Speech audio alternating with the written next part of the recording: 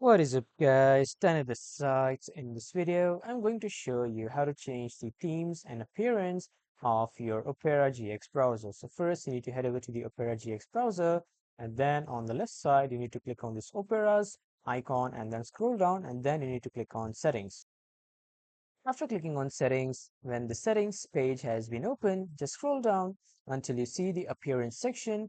From here, you can show your window decoration outside except maximized or inside.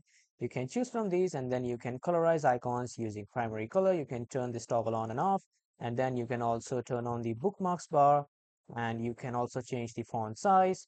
You can also customize your fonts by just clicking on this arrow. You can change the font style, font size, and the mathematical font size. And you can also change the page zoom. Like when you click on this, a drop down list of page zoom will appear, so you can choose from these. And then you can also uh, turn on the toggle of pressing tab on a web page, highlights links as well as from fields. And you can also just customize your appearance by just managing the slide bar. And this is how you can customize the appearance. Now in the theme section here at the top, you can see the multiple types of themes.